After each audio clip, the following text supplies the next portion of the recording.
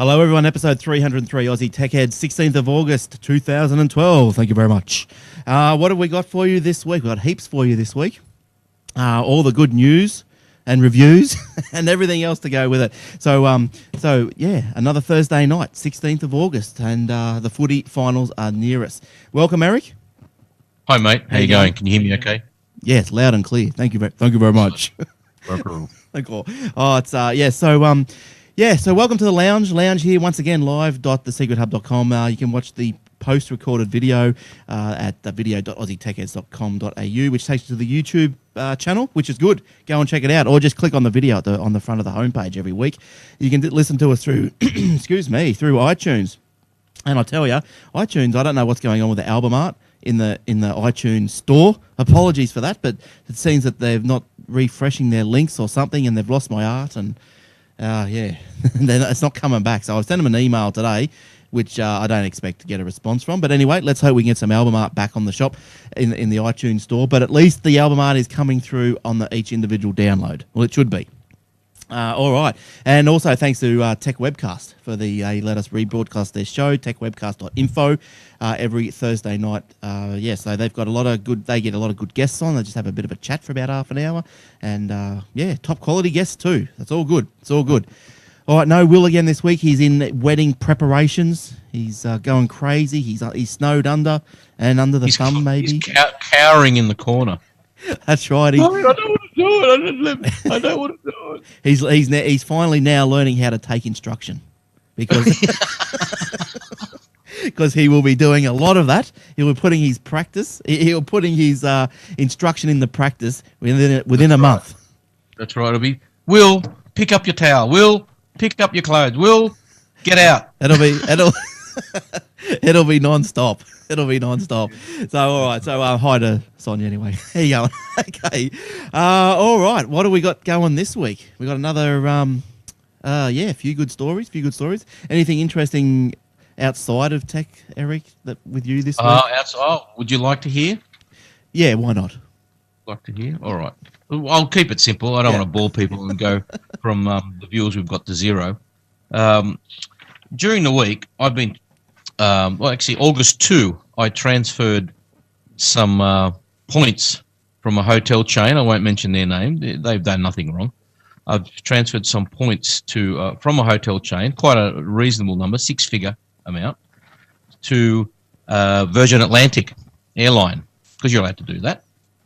Yep. And I transferred them in two tranches, 1/3 and 2/3, let's just say. The 1/3 converted to 6,000 miles, and the 2/3 transfer converted to 15,000 miles, which is fine. I knew that would be the ratio. Yep. The first third, the little one, went straight through 6,000 miles. That's there in less than 2 days. So what does that mean, like, just for the person that doesn't travel? So the miles, does that mean when you've transferred 6,000 miles, that means you've got a trip that you can take for 6,000 miles? No, well, the minimum trip you can take is 20,000 miles, right? Well, does that be like to America or something? No, it's Hong Kong. Take me to Hong Kong on economy. Okay, right. Okay. Right. Return. That'll be 20,000 miles at the moment. They've got a special on for next July. Just say 20,000 points return to Hong Kong. Okay. Yep. So then the second lot was 15,000. I'm still waiting for that to come through. And I rang them up. Said, "Oh, it takes 30 days." I said, "No, it doesn't, mate. Because why did the first little one go through and not the second big one?" I rang up Hilton. I let it slip. Hilton. Paris. I rang them up and said, "Oh, look, we've definitely processed it. Here's a certificate number, so you can quote it for them. We've definitely processed it. They've got it. So you'll have to chase them up." I said, "Okay, thank you very much." It's what you do. It's just life in today's day and age. You're forever chasing stuff, aren't you? Oh, it's hopeless. Nothing gets done right. It's hopeless. Look, I've been dealing with these guys for quite a while, and this is the first time they've dropped the ball. But they've dropped it in such a massive way that I had to have a moan about it. A wham. Did you have to call the wambulance? The wambulance, yeah. The worst thing is, I rang them on Monday, and I said, "Oh, look, in the Australian number," and they said, "Oh, we can't help you with points, chasing up points. You have to ring after 6 because the call gets automatically transferred to the UK. In the UK, it's 9 o'clock in the morning there." I said, "Oh, well, that sounds cool. That's reasonable. I can do that." Yeah. So I rang them up this afternoon, and it's not 9 o'clock. It's actually 10 o'clock. So I had to wait till 7 o'clock to call them. And then I'm on hold. First, I rang the Australian number, which gets diverted. So there's no cost to me. It's a 1300 number. So I got the UK number. I'm on hold on the UK number for an hour. And I said, no, that's it. I'm not going to spend all this money on hold to the UK. Yep. Ringing the talking clock. So I thought, that's it. So I thought, oh, well, what's their Twitter handle? So I sent them a tweet. Said, here we go. What's the tweet? It says, I've been trying to contact Flying Club for 2 days, constantly on hold. Please respond. Frustrated. Their respond, we've been a bit busier than normal over the last couple of days. Was it anything we can help with? Sure, okay. Isn't it just amazing that they're always just a bit busy over the last couple of days or whatever when you're trying to ring them? It's like getting on those phone thing. Yeah. When I'm not ringing, they're not busy. And it says, so he said, oh, we've been a little busy. I said, oh, well, I've been trying to, I'm chasing my points transfer from Hilton. Gave them my Flying Club number and my username. And he said, oh, can't help you with that via Twitter, I'm afraid. When did you make this claim? It can take 60 days. 60 days for it to show. Dear. And on their website, it says maximum 30. So I responded, 60 days is crap. One set went through in 3, waiting for another set to go through. What is a number I can call? ... angry. No response from that. That was 10 minutes ago. So I put in a generic tweet to everybody. Virgin Atlantic has the worst customer service. Atrocious. I will be making a massive complaint. Yeah. So that's my ambulance right there. So have you given it a chance to have some retweets or any comments? Or is it just early days? Early days. Here we go. Here's one. Oh, not one. I'll just keep retweeting. I'm going to put it on a bot tweet. Yeah. Just constantly just spamming them. All right. So, nothing else has been going on here either. Just a bit of a slow week, actually. But we might as well get into some news now. Look, we've got an interview coming up with Dr. Ian McCowan, who is the creator of a thing called a microcone. So hang around for that because that's very, very interesting. And especially, what is a microcone, you may ask? Well, if you're doing podcasting, round table podcasting with every person in the same room, you may want to listen to this interview because it's a very good, excellent, extremely good product. And Mark is in on the interview as well. We had a Skype hook up. Mark is actually using the microcone and he cannot talk highly enough about it. But, did he give you a test unit, Glenn? No. Did you ask for a test unit? No, well, it's for a room. I don't do a podcast with people in the same room. So you could have got next time you get to do the iOS reviews with Garth, throw one in, see if that works. Throw what, a microcone? Yeah. Yeah. Well, Mark's got the microcone, and you can borrow his. Yeah, you go. Yeah, and he uses it. He's using it for his show, The Den, which is also on the iTunes if anyone's interested in listening to Mark's show. But, he uses it on his Den, and he's got people in the same room. But anyway, listen to the interview, and then you'll understand what the whole microcone's all about. But we'll do a couple of stories, and then we'll get into that interview because it's really good. All right. Where are we going to start with? Now, look, we'll start with this one here. Samsung is to open an experience store in Sydney next week, apparently. It's all up and go. Now, Samsung will open its first local retail store in Sydney. It will be located at 450 George Street, Sydney. Now, I thought, okay, I'm going to give everyone a treat. I thought to myself, I thought, I'm going to do a Google Street View. And let's have a look at this thing. It's going to open next week, So I thought we'll do a Google Street View. You type into the Street View 450 George Street, Sydney, and see where it plops you. Right next to the Apple Store. I don't know. It doesn't. Have you done it? Doesn't it? It plopped me about 2 blocks away. It was hopeless. So I thought, yeah, good on it. But anyway, 450 George Street. I found it. I let the mouse do the walking, and there it is. So it's the Myer building by the look of it. From a person that doesn't live in Sydney, just relying on Google Maps, it looks like it's in the Sydney Central Myer building. But the Samsung Experience Store will be the first of its kind in Australia. Last month, they opened up a retail store in Vancouver, which was the first of its kind in North America. So products like the Samsung Galaxy S3, the Samsung Galaxy Note, and the Samsung Series 9 notebook all feature prominently in the Canadian store, which suggests the same will apply for the Sydney store. So there you go. Right, yeah. And I don't know, you can't scroll the maps. So there you go. I was trying to. Oh, there we go. Now, did you do a Google on that 450 George Street? Not yet, but I can. Just do a quick one. I just want to see where it plops you. It didn't bloody plop me anywhere near it. Oh, maybe because it knows you're not an Apple fanboy enough. Samsung fanboy. Yeah, 450 George Street. 450 George Street. Sydney. See where that pops you. All right, I'll scroll in. It's put me in Caravan and Camping World. About 3 blocks away. Is that where it put you? Oh, I don't know. Put me somewhere. I didn't take much notice. I just knew it wasn't George Street. I thought, this is ridiculous. It's put me in the St James railway station near the Domain. Yeah, that's nowhere near King Street. Now, is that a bad error or what? Like, no, that's probably, that could be just Samsung's mapping. Typical. What do you mean, They probably gave them that address. Oh, you know when they put in. Stupid. Oh no. But anyway, well, that's where. So it's somewhere in Sydney. You'll have to do your own research. Okay, the Apple store in Sydney is at 367 George Street. Right. Okay, this is 450, so it's across the road. Down a bit. Across 360. Across the road and down. All right. All right. Well, anyway, that's what they're doing. So, look, I don't know. Samsung Experience Store. The name doesn't get me. Doesn't get me going. No, it doesn't get me. What are they going to call their geniuses? Just knobheads? Experts, maybe. Experienced experts. Yeah, experts. Yep. Yeah. Boring people. But anyway, that's what's going on for all you Samsung Galaxy lovers out there.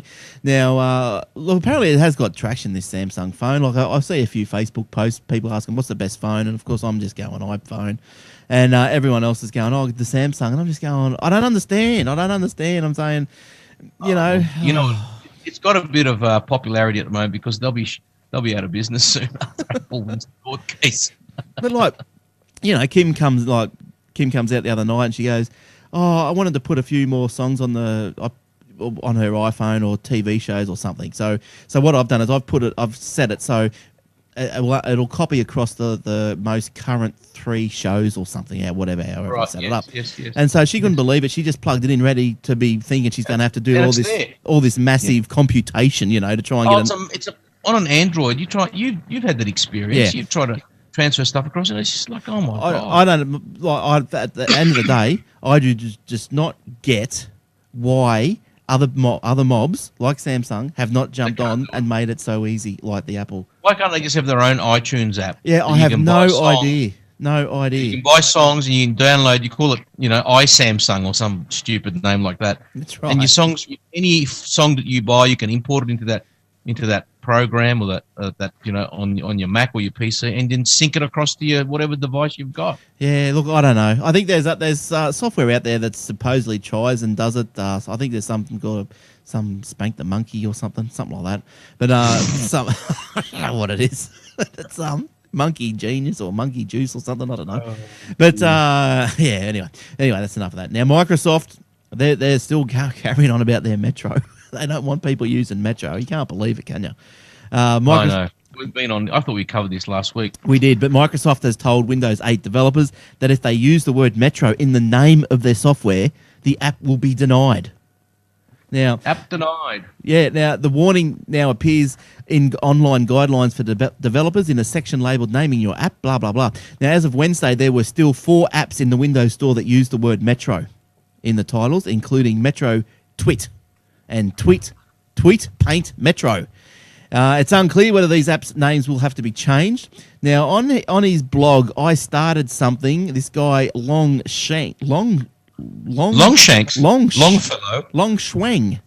His name is Longschwang. There he goes. Is his English name Dick Longfellow? No, he's gonna start something with a name like that. But anyway, Longschwang, the developer. I've got a long schwang. He's in the car behind me.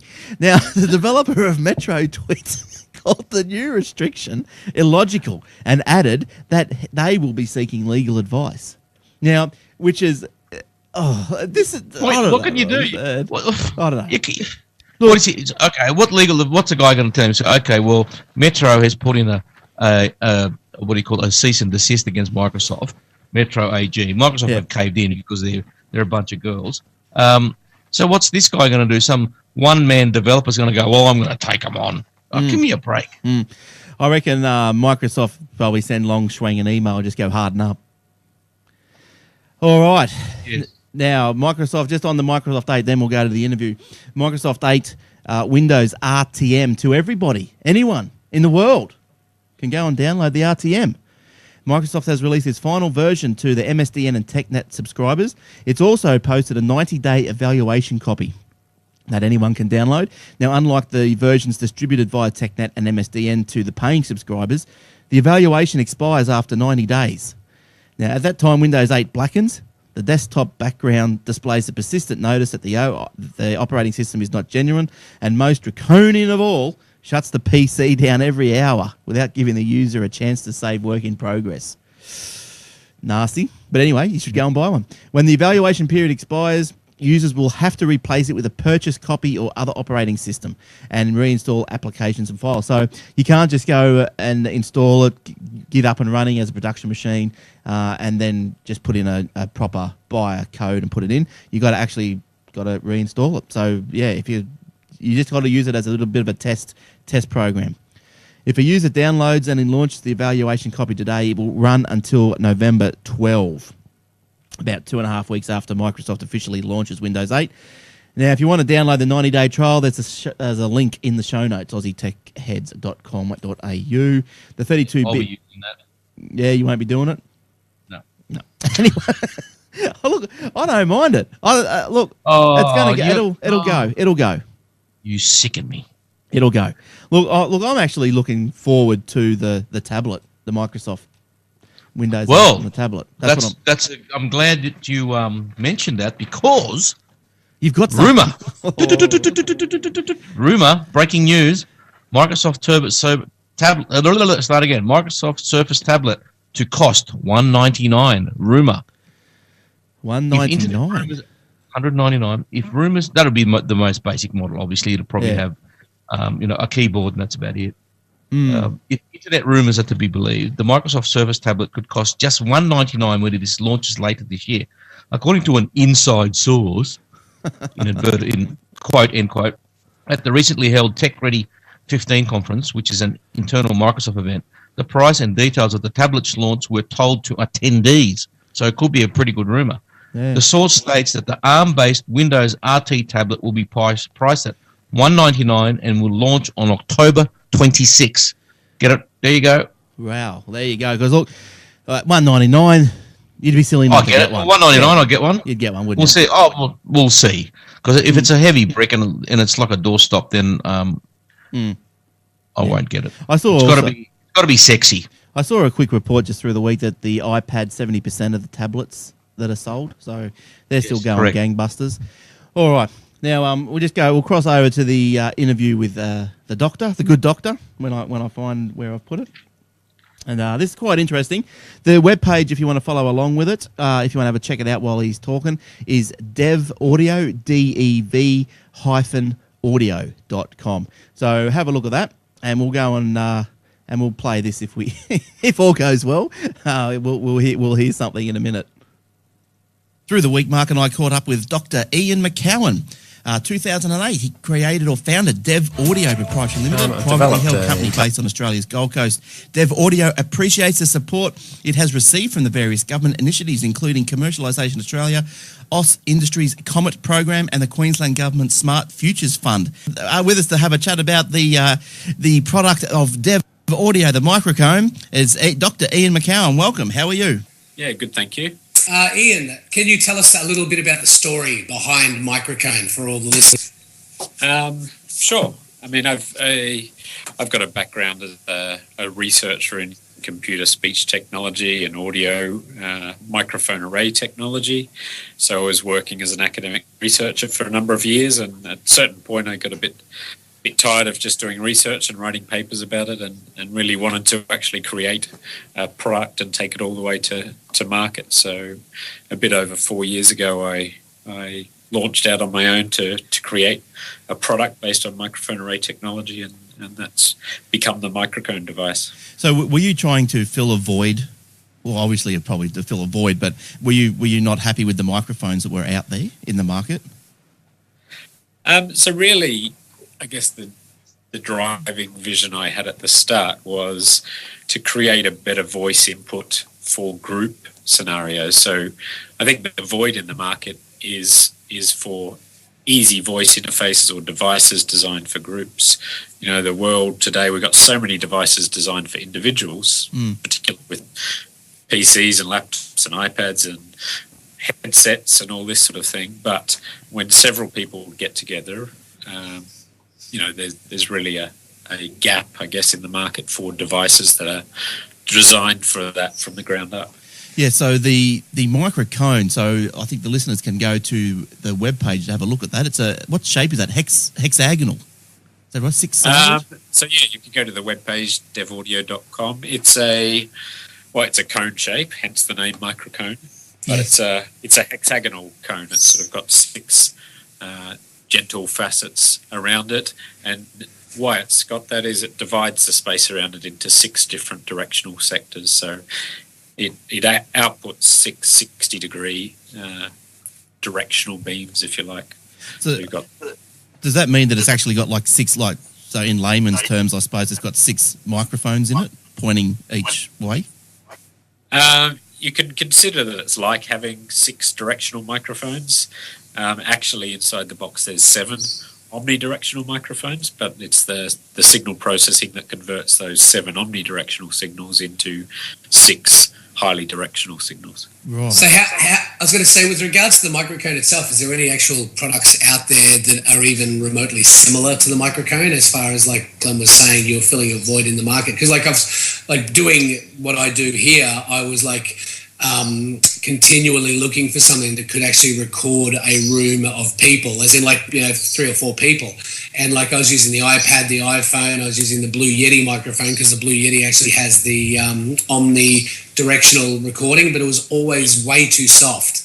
And then when your beautiful creation came along, it was like, oh my gosh, it was like I was deaf and then I could suddenly hear again. Yeah, so in terms of, you know, competitive similar product ideas out on the market, there's other microphone array devices that use the similar sort of technology under the hood, but all of those that I've seen essentially focus in on one person at a time and track the loudest person at a time. Whereas what's different in the microcone is in parallel, it's tracking 6 people. It's actually locating, detecting as you speak, and tracking your mouth as you speak with 6 of those in parallel. And you're right in comparing to those corporate systems as well. At the high end of the market, there's all these great systems designed for telepresence and, you know, boardroom teleconferencing and that sort of thing that, you know, do a good job, again, of providing one single merged audio stream of what's happening in a room. But I guess where microcone differs from that is the ability to separate the voices onto different tracks. And that, you know, maybe in a teleconferencing situation, there's not huge value in that. But where there is value is when you want to, you want to analyze or record each voice separately, work out who was saying what in a conversation. So in a teleconference, knowing who said what, if you're just listening at the other end. So the microphones won an Australian International Design Award last year. So it's obviously doing something right. And this year you're off to San Francisco as well. So in January this year we went to the Macworld trade show, I guess, in San Francisco. That was really the first public launch of the product internationally, and you know, we just had a quiet little stand down one row of the Mac section of that, and you know, fortunately for us, we got noticed by the judges there, and so developed a best of show product. So that's really helped us get some traction. And some visibility. So first up advantage for, say, myself would be that it takes in all directions. So no matter where you're talking from, hopefully everyone's going to be as loud and as clear from all sides of the table, which is good. And through the software, so you can only record the separate tracks through the software. Like, you can't do the separate tracks, say, through like GarageBand or anything like that. No. So I showed Mark when he came in here. Yeah, so you can.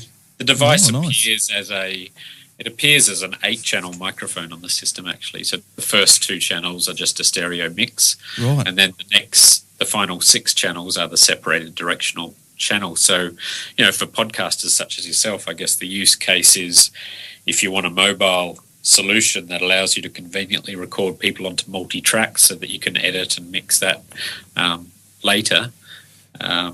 It's really unique in that terms. It basically replaces having an 8-channel USB or Firewire. One of the things Ian actually showed me, which blew me away, was the fact that once you install the driver, it gives you the different selections of microphone inputs. But then I was kind of saying, oh no, I don't think GarageBand's capable of doing multiple recordings on separate tracks on the fly. And he proved me wrong. We actually set it up so that all the microphones were selected as separate tracks, and it recorded everything at once. So now, why it's only available on the Mac at the moment? Well, with the Mac, there's no Windows software.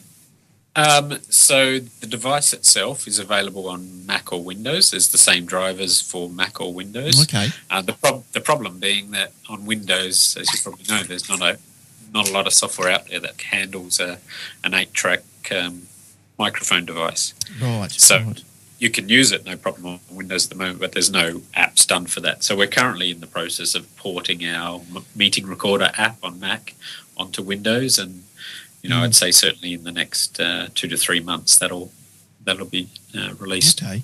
And now another good feature of it that comes with it is it can transcribe the audio. So that's what I found to be interesting as well. So that transcribes into 3 different accents of the English language. Yeah. So there's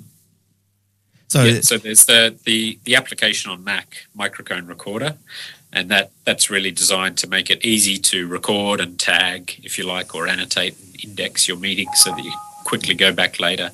So one of the features of that we've integrated with a Nuance Dragon web service, which takes all the separated audio tracks for each person, and you can upload highlights or the whole transcript to a web service to get transcribed, and that'll be sort of 70 or 80% correct, and that gives you automatic transcription that you can then search through and find keywords and key highlights of your meetings. Yeah, that's great.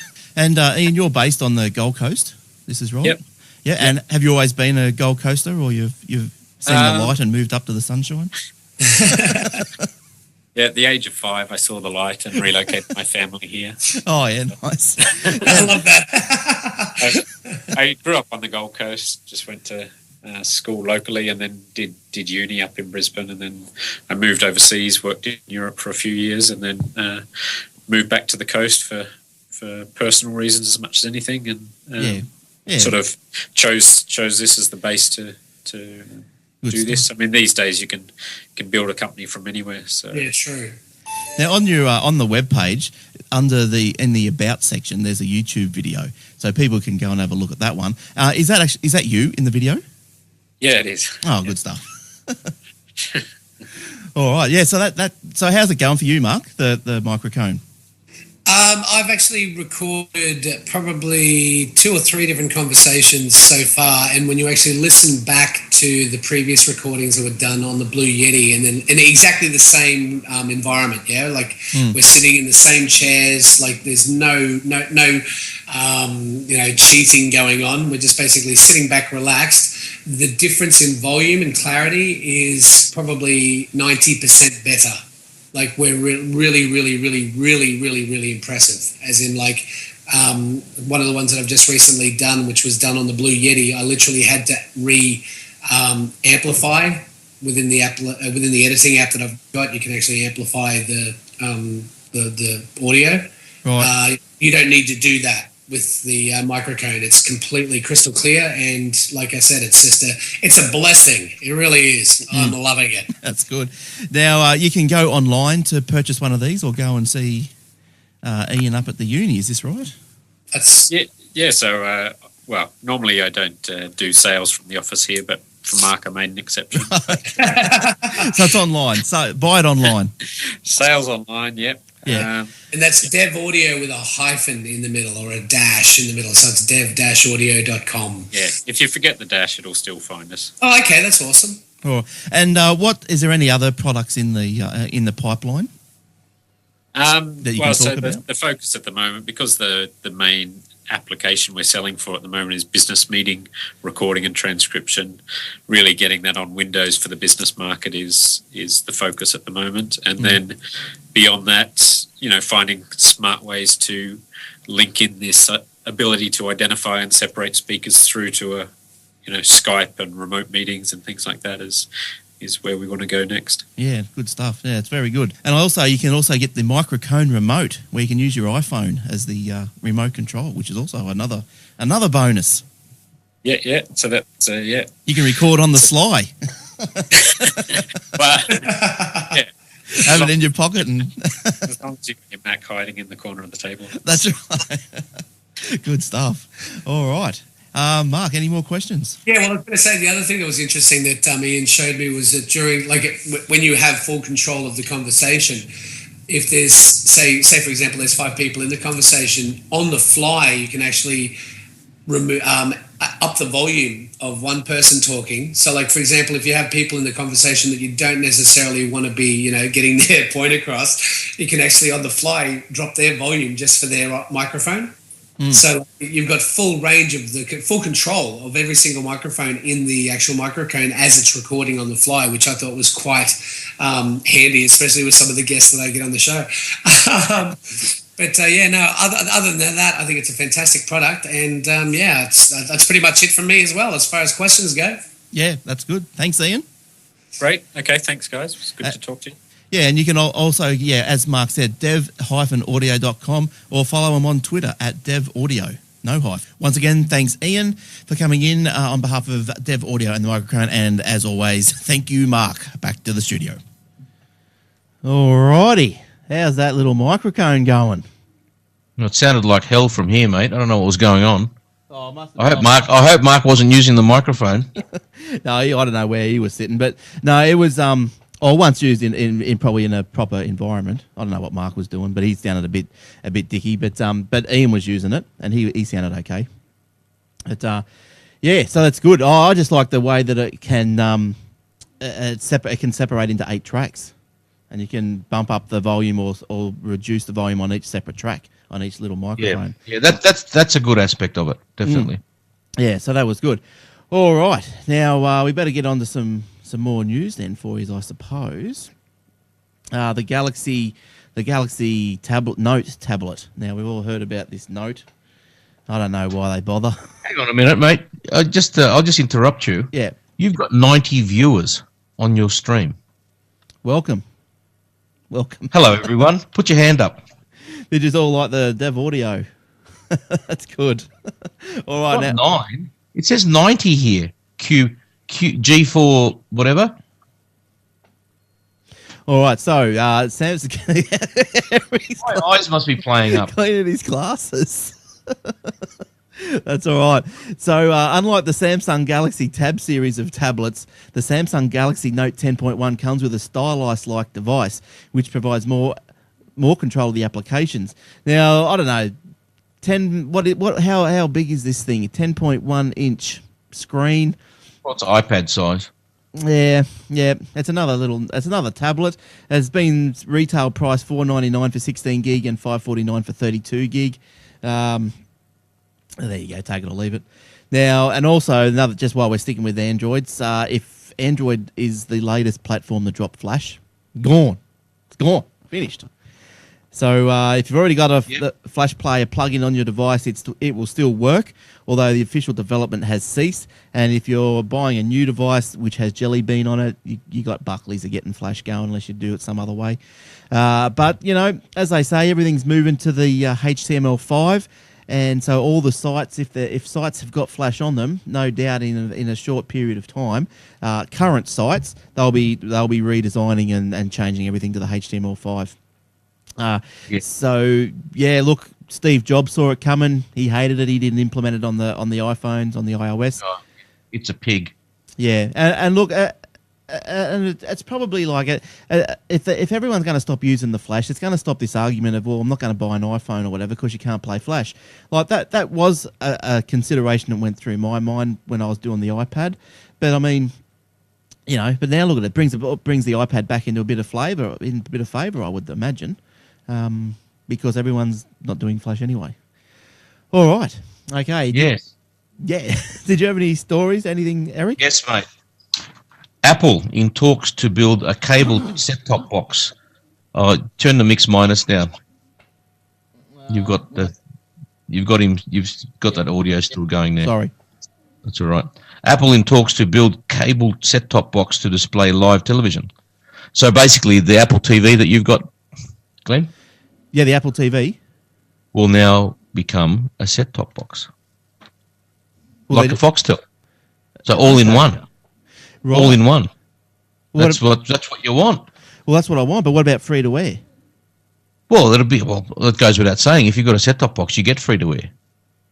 Yeah, nice. Well, that's. So the Wall Street, go on. I was just thinking about that. Actually, just this afternoon, I was watching something on there, and I just thought, this Apple TV would just be complete if it had an aerial socket in it, and you could just do a little bit Yes. more with it, just a Yep, tiny you can bit just more. plug a coax cable in the back. It'd be bang. complete. Yeah. Load the Foxtel software on, and Bob's your uncle. Yes. Just like Yes. the Xbox 360 and the T box. Play the Foxtel through Yes. it. I think Yes. I think the Foxtel have got to start maybe massaging their pricing of their plans around a bit, and if people are going to start watching the stuff on different devices like the Apple TV and the Xbox, well, they've got to just drop this package business, I reckon, and just let Agreed. the channels. If people will buy on its own. Go, that's a nice unit. I'll buy that. I don't need a package. Cool. Yeah, that's right. Come on. And why are we subsidising channels that no one watches? You know. Oh, what I look, mean? I hate that. Like, Some of the stuff, yeah, the subscription stuff that you pay for, yeah. it's garbage. Yeah. I don't want that. No. So let market forces reign supreme, eh?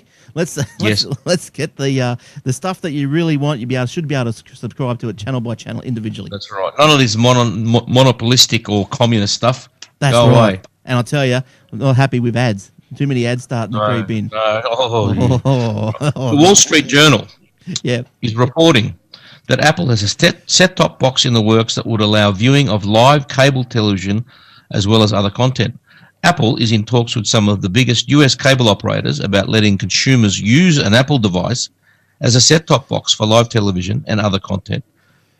Yeah. Well, that's good. That's So what I hope they do that. They're thinking about subscriptions as well. So, look, this will be a US only in the beginning, and it'll be interesting to see how that goes afterwards.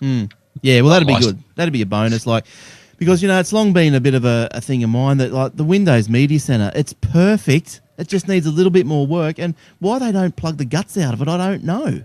Because they're stupid. Oh, it's crazy. It works. I've used it for the last probably 2 or 3 years or whatever, and it's just it's great. It records all my shows. It series records. It does everything. It plays my network folders and movies and all this sort of stuff. It's great. I don't know what's up with these people. The thing is, though, think about the Apple TV you've got there, right? It's got HDMI cable. It's got the Ethernet ports. Yes. And I think, has it got a USB port or not? I can't remember. I don't. Oh, it might have. Jeez, I don't know. Not sure if it has or not. And it's got the power port, the HDMI, the Ethernet. Because if it had I'm not sure if it has. I should go and have a look at it. I'm having a look now. Are you having a look now? Because if it does have a USB cable, all you'd need is Foxtel to agree with Apple to load their software onto the firmware, number one. Yeah. And number two, you get a coax to USB converter to plug your thingo straight in the back of it. Yeah. Yeah. No, look, I can't actually That's all find you it need. off the top of me going so fast here. But hang on, I'll go. Where are we? We'll go here. Let's have a look at the Apple TV. Specs. Where would you find AirPlay? Requirements. What's in the box? Complete telephone technical support, limited hardware, blah blah blah. Geez, I hate when you're looking for something in a hurry. It's hard to find it, isn't it? Yeah. But anyway, it might have one, and it might not have one. So, well, if it doesn't have one, that'd be a shame. Yeah. But if it did have one, it'd be great. that's right. So Here we go. HDMI, optical audio, 10/100 base internet, Ethernet, built-in IR, micro USB for service and support. There you go. Yep. You could use that micro USB to coax adapter. Bang, dongle in the back. Bob's your uncle. Yeah, good stuff. All right, and what else have you got there, old Eric? What else have I got? I have got. We talked about Apple's new neighbour, Samsung store opening next week. Next week. Good luck with that. They can't even get the address right. That's right. Oh God, I might as well open one next door. I'll be just as successful, which means zero. Now you got an iPhone rumor or an iPhone fact? I've got an iPhone. It's always only rumor. Do you have an iPhone rumor? I don't have one. You got one? No, you got one there. Pre-orders for next generation iPhone. Yes, of course. Last page. Good old last page. iMore, which is a website which I just discovered last week while I was listening to Mac Break Weekly on the Twit network. Not a bad website. iMore, little I, the word more, which was the first source to claim that Apple will be holding its media event to introduce the iPhone on September 12, now reports that pre-orders for the device will begin on the same date ahead of the already rumoured first wave of launches on September 21. So they're suggesting that the pre-orders will be on the date of the announcement. Yep. With deliveries to start on 20. A week later or 10 days later? Now I ran into a conundrum with this. Yes. The iPhone conundrum. Well, because you know how keen I am, I just can't wait, right? Oh, I know, mate. I'm just. You're all getting hot and bothered under the collar there. I know. I'm standing on tippy toes. I just can't wait. I'm ready to pounce. But and I can pounce when I. Are you going to line up? You should line up. You've got to have the experience of lining up. Well, this is. I've done it. I've done it once. Well, this is my problem, because I need a plan. Can I go? I can't buy it online or line up and buy it with a plan. Yes, you can. Apple Store, if you go into the Apple Store, you can choose the phone and the plan and the carrier at the Apple Store. You can choose at the whole thing, any carrier. Any carrier you like. So, okay, that's all right. So how does that work? So they've got deals. What they've got sign-ups with their character. The carrier. Yeah. So what? Yeah, they've got all they have access to the software of all the carriers, computers. So what happens is that when you want to, last time that happened, they had a pre-booking form, like pick up. I want that one, and I'll pick it up from this store. And if you have this is what happened with the first iPhone anyway. When I lined up, you told them which one you wanted and where you wanted to get it from, and you told them who you were going to be with. Yeah, because people are going to buy outright go in one line because that moves really quickly, and the ones that go with carriers go on another line because that's a little bit slower. Yes. Because they've got to set you up and all that sort of stuff, right? Yeah. And they've got dedicated people for that. Well, they did anyway back then, and they did for the iPhone 4. So you'll be able to do that. But even if they don't have it, the Telstra stores have them on the same day. Yeah. They can't do it. The Telstra stores have it on the same day, and you walk in, and there's no different in price. Do you reckon that's going to be a rush on this one, like as previous? Oh yeah. Well, I might not be in for one on the first. But if I were you, no. Well, first day you might just give it a miss. You might go in 2 days later or something. Yeah. But if I were you, on Telstra, you go on Telstra, and just before the announcement's going to come, they tend to say, put in your email address and we'll tell you when you can reserve one. Yep.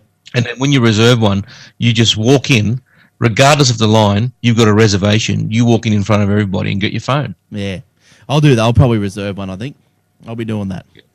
That's good. Telstra, go Telstra. Yeah. Oh. And the rumor is it's going to be a 4G. Well, it'd have to be. It would absolutely have to be. I would be so disgruntled. I'd still get one anyway, but I would be so. I would be upset if it wasn't. It stands to reason. Why wouldn't it be? Like, geez, why wouldn't it be? Apple is going to get left behind if it's not. People start buying Samsungs. God. Yeah, well, that's it. They're going to buy Samsungs from the store next door. That's right. Now, what have I got? I've got a couple of little quick ones to end off. We've got the Telstra revamps their $99 smart touch Android phone. You know, they got this $99 phone. It's been updated. It's now they're called a Telstra Smart Touch 2. It's 800 megahertz single core processor, more memory than the previous one. It runs the 2.3 Gingerbread and blah blah blah. Just if you want more details, go and talk to Telstra or see the show notes. But looks like $99 if you need a smartphone that runs Android. Yeah, $99. Go get that. That's outright, isn't it? That'd be out. That's their budget prepaid. Yeah, prepaid. So there you go. That's right. Microsoft patches. There's a few patches coming out for Patch Tuesday. If you're on a manual download, well, I think apparently it's a make yourself a cup of coffee sort of deal. I logged onto my computer. I think was it this morning or last night or something, and it had restarted itself in the middle of the night on Tuesday night. Yeah, so apparently there's 26, and apparently they take a little while. Mine did it automatically. I didn't really see any. Yeah, don't you love it? Loss of things. That's something that they do right. Now Microsoft also has revamped the SkyDrive. Right. New interface has been revamped in the tile-based layout. Would that be Metro? And formerly Tile-based layout. Metro. The desktop app. Everyone's going to call it Metro, aren't they? From now Yeah, on. I'm just going to call it Metro just to annoy the hell out of the dudes in Germany. Microsoft Windows 8 Metro. The desktop application for Windows. Now, listen to this. Where did this story come from? It came from an article in computerworld.com.au. Listen to the grammar here. Like this sort of stuff. I remember when I was in journalism is shocking. Yeah, it's just the use of the word. I remember when it must have been in year 3 or year 4. I was told you got to try not to use this word. So here we go, and you'll pick it up. The desktop application for Windows 8 and Mac OS X has gotten performance improvements. It's gotten. It's got. That's the worst. And these people are supposed to be journalists. Where do they go to? The Congo School of Journalism. Where did they got their journal degree from? Gotten it from. They've probably got it from youcanbeajourno.com. You know, when I write a piece for whatever I'm writing, if I can't think of a word to replace got or gotten, I will actually go to the thesaurus and I'll look it up because received. Received. That's exactly how I would have plopped that in there. That's right. And the other thing is I don't use the word but. No, B-U-T. That's however. It's however. Yes. Yeah. Yep. And you never end your sentence with a that was a great game, but remember how yeah, that's right. I've never seen that. Because I keep thinking to myself, what's a game, but I don't know. It's one of those things young people have, I think. But anyway, the desktop application for Windows 8 and Mac OS X has gotten performance improvements so that operations like bulk photo uploads are completed faster. Good on them. It's also... hang on. Back on that. Sorry to interrupt. I just thought you could just use, now has performance improvements instead of gotten. Has received. Has received. Has been improved with. Yeah, Microsoft. Has it been improved by? Microsoft have updated by giving it or by implementing or by updating. Updating. There's so many other ways. Oh, jeez. Who wrote that? Oh, let's out him. I don't know. It's in the show notes. Go and have a look. There's a link there. Go and have a look. Right now. Microsoft is releasing in a few weeks a SkyDrive application for Android. That's all good and dandy. In addition, Microsoft has removed restrictions from the product API on the types of files third-party applications can upload to SkyDrive. So good on you, Microsoft and SkyDrive. Now, look, Google has also been fined over a Safari cookie privacy row. Now, they've been fined, apparently, the largest fine ever imposed on a single company by the US Federal Trade Commission. The Google has agreed to pay $22.5 million after monitoring web surfers using Apple's Safari browser who had a do not track privacy setting selected. Now, this is where the Google's motto is do no evil or some crap like that. Yes. So if there's do no evil, now this is a very, very sneaky way of doing things, and it's so sneaky, you'd have to say this goes against that mantra. So yeah, don't do evil. What a load. So what's happening here is, so what they were doing, they revealed that the search engine giant was exploiting a loophole that let its cookies be installed via adverts on popular websites. So Right. Safari, Apple has put onto Safari, I think, don't track cookies or something by default. Do not track by default. And so what had happened is Google's realised this, and they couldn't get their cookie onto the machine. They couldn't track the Safari user. So they were able to insert the little cookie through an ad. That's so sneaky. Yeah. Yeah. So look, that goes against their mantra, and for that, they're starting to lose a bit of cred with me. They lost. Oh, look, I've always been suspicious of Google for a while. I wouldn't say always, because they have got a good search engine, but I tell you, they will embed anything in anything. Yeah. Oh, but they said that there's no personal information, credit card or whatever. But it doesn't matter. You're tracking my habits, though. I don't want any Viagra. I don't want any Viagra ads popping up. But it's not that you're just tracking the habits. Like I don't give a crap really two hoots one way or the other. But I mean, but if you're operating Safari or you've done a opt out of this setup, this cookie retention thing, well then you wouldn't expect to be backdoored by Google and done it like that. So that's a thumbs down. That's bad. Apple's browser. Yeah, here we go. Apple's browser automatically rejects tracking cookies by default. Yeah, but Google got around it. So that's pretty bad. Very bad.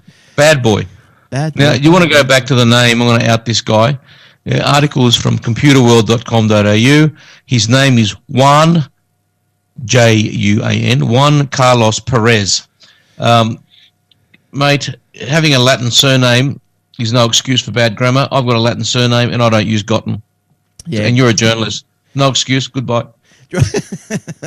You're out. Now, do you reckon? But it's also, it could be, well, it's not proofread correctly. So you'd have to involve not just him. Well, these days they don't proofread anything. That's the thing. Journalism, and I've been reading a little bit about this, and journalism they used to proofread everything you heard, editor, sub-editor, a writer, whatever you want to call it, and there's always a bit of quality control. These days, these journalists write and they bang straight into the content management system and published. Yep. There's no fact checking, there's no editing, there's no spell check. News.com.au to journalists in Australia, the .com.au website. Oh my God, some of the mistakes in headlines. They might spell Microsoft with micro SFOT. Well, that should be picked up in a spell checker. Like that's rubbish. That's what I mean. They don't even do their own spell check, and they just bang it out in there because they think they're gods, and they go bang. Yeah. But anyway, moving on. Is Brisbane roads now on the virtual map? Live traffic updates for Brisbane roads are now available via directions on Google Maps. Let's just hope you're not looking for 450 George Street. You'll end. And computers have been stolen from Steve Jobs' home. Did you hear this story? I heard this story, and I thought, someone's targeted, but apparently it wasn't a specific target. These people were just robbing everybody. Yeah, apparently this guy's just walking down the street or whatever, and the house was under a bit of a renovation, had scaffolding and everything. He jumped the scaffolding, climbed in through the scaffolding, found a key or something, and in he goes. And apparently, once he started collecting all the computers, he then realised when he found Steve's wallet, which he took the driver's license out of or something. He's going to go to hell.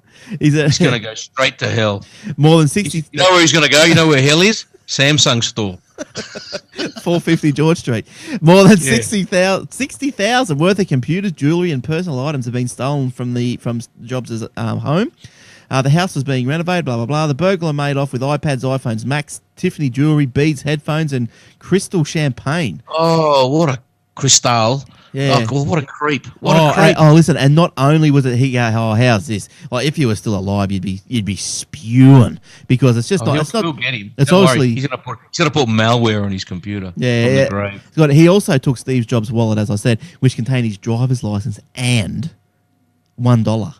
Now, would that you reckon would be Steve Jobs' first $1? Remember, he kept his $1. Yes. Oh, that's right. So his wife was probably looking for that. He's going to frame it. Oh, gee, he's gone. That's pretty bad. He shouldn't. That's some bad karma. Yeah. The universe is going to punch him in the face badly. Well, he's apparently tracked down because he chucked he started putting all these iPads and everything into iTunes. So Apple's gone, there we go. Here's the IP address for that. And the cops went. Well, hang on a minute. Why is Steve Jobs' iPad suddenly on the air? Yeah. Why is he downloading Metallica or something? That's right. from the groove. That's right. All right. So good stuff. Now look, we got a little Skype caller called in, Joseph, Yes. and we're going to take that right now. All right, we got a Skype caller. Joseph, how you doing? Cool, thanks. Good. What have you been up to since last time we spoke? More electric vehicle research. Oh, good. So you still got your previous one? Yep, the Mitsubishi iMEV. Oh yeah, and that's going good for you. Yep. And what are you looking into now? Oh, there's another guy called Twan Brown. He used to be the president of the Australian Electrical Vehicle Association, and he's also got an iMEV. So we're the only two in Perth at the moment that have iMEVs. He's got a white one. I've got a grey one. Yeah, okay. Do you give it a little wave every time you pass each other? Well, I've only just met him just on this past Tuesday. We had the annual general meeting at the UWA engineering building. Oh, right, the MEV get-together club. Not quite, but just because the club sort of looks down on people who buy their cars. They want people to convert their cars. Right, yes, yep. And so what made you're thinking of buying something else? Oh, yeah, I'm thinking of getting trading in me Golf and going for the Holden Volt. Right, and when does that come out? In October. Okay, and what price range is that in? 67 grand. Whew, and how long does the battery last? It goes for 80 Ks on electric alone, and then you have another 500 and something on this just a petrol engine that runs on premium unleaded. Oh, okay, right. And okay, so you're going to have two? Is it Yeah. Right. I'm also thinking of possibly the Model S, Tesla Model S, but that's a bit pricier at 75 grand, and that's just below the luxury car tax for fuel efficient vehicles. Okay, let's see if we can get a picture of this. Holden Volt, did you say? Yep, and it's called the Long Range Electric Vehicle, which they changed the name from Extended Range Electric Vehicle because I think people don't know what the word extended means. Okay, okay. So we got here. So this was launched. When was it launched? There's no pictures here. It's not yet launched. It's still, it's still on the drawing boards. Oh yeah, back in not December 2011. So there's an article here, Holden to launch it. Now images. Let's have a look here. Would this be at Holden Volt? There we go. There's one there. Let's have a. Can we get that one on the? Hang on. On the thing here somewhere. We'll figure out this technology and we'll get this. Holden.com.au, I think /Volt maybe. Oh yeah, I just found a Google thing over here. So that must be it there. If you can see that on the. Yep. On the that looks pretty good. Yep. That looks good. It's only a 4-seater though. Oh yes, yep, yeah. It looks better than your last one. The one. Yes. Yeah, that looks awesome. Yeah. Only thing is, it's not fully electric though. It's sort of, they don't want to call it a hybrid, but it is. Right. So that's the Volt VOLT. Yep. Yeah. Nice work. And so is there much call for electric vehicles over there in Perth? Probably. Oh, there's another guy as well called Brian something or other. He's got a Nissan Leaf. He bought a Nissan Leaf. Okay, right. Okay, right. There's heaps of them around. And what drives you to purchase these type of vehicles? Are you just into the electric stuff, the newer technology? Yeah, just the technology, just testing them. Checking them out, basically. Oh, yeah. And so, do you drive these to work? Are these like your work vehicle? No, I ride my bicycle. Oh, okay. I think I remember you saying that. Yeah, yeah. Good stuff. So, when do you hope to be taking delivery, or when do you hope that they be bringing them out? I'm still half deciding because the Golf is still pretty useful, and I only got it last year in November, so it's probably not a good idea to change so quickly. No, probably not. It costs a lot of money. Yep. You must be in the mines over there or something. All right, Eric, do you have any questions about the Volt? I would have questions, mate, but I can't hear a damn thing you've been saying. Oh, okay. That's the old mix Not coming minus through to me. trick. Yes. Okay, sorry about that. All right. Is that all you had to do with the Volt, Joseph?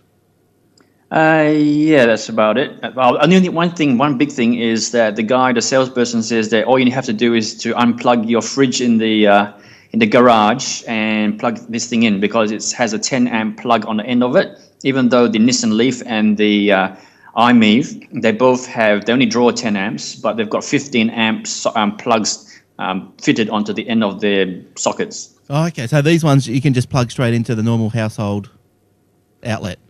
Yeah, well, that's what because Nice. yeah, they do, yeah. Because you had to get a special outlet for the Meave, didn't you?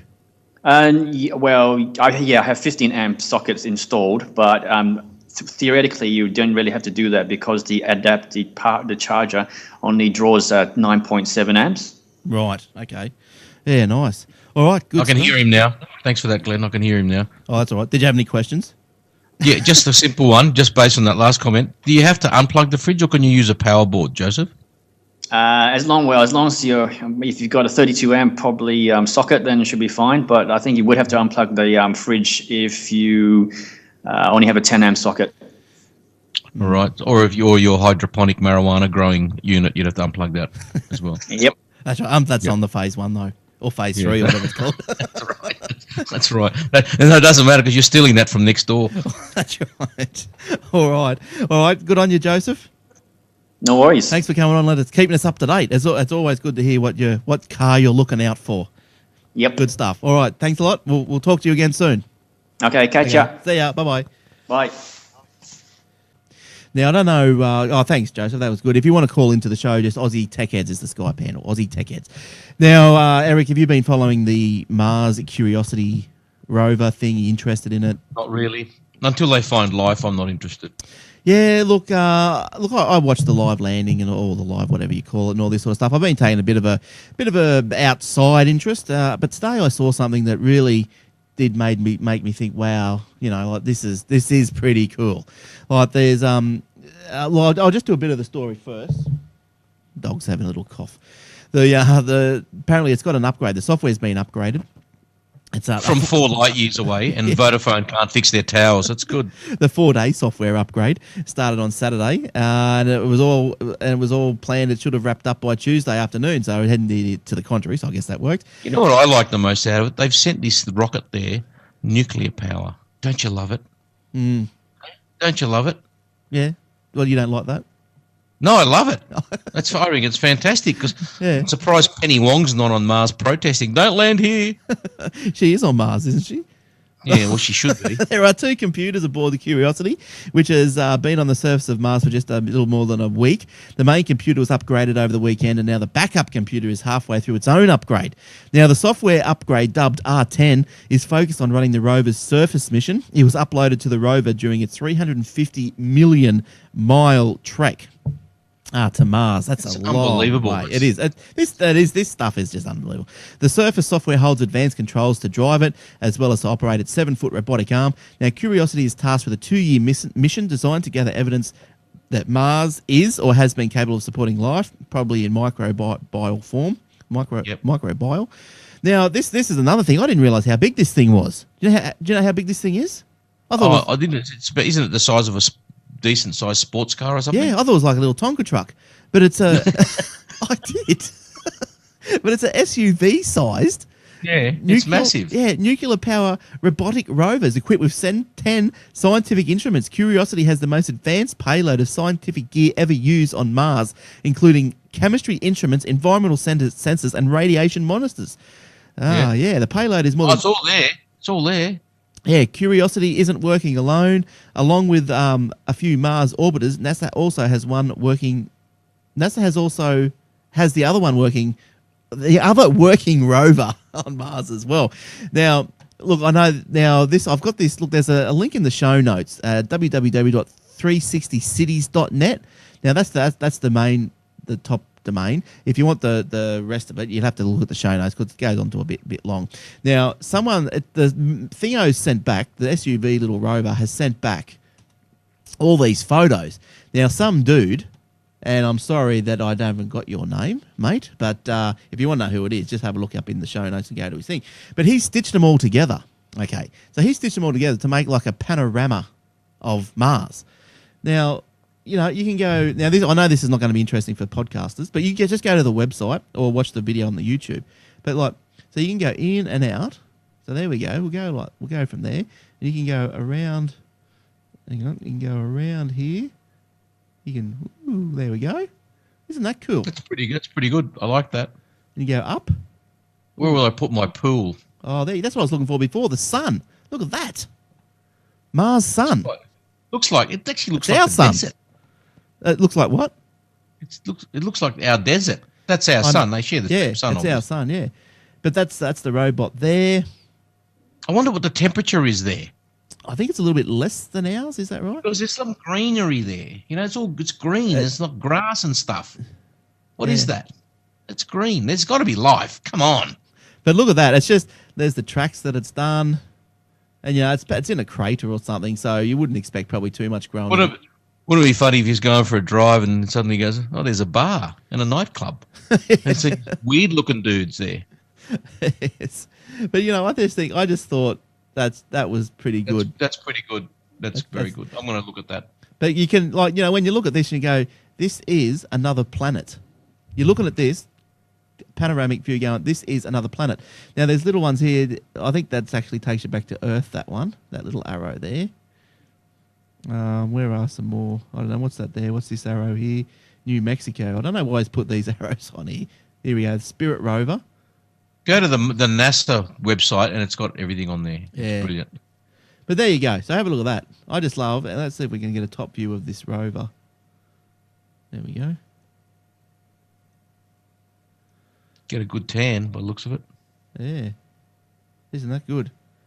Wowzers. All right. Enough of that. So, listen, audio listeners, it's really good. Go and have a look at it. It'll blow your mind.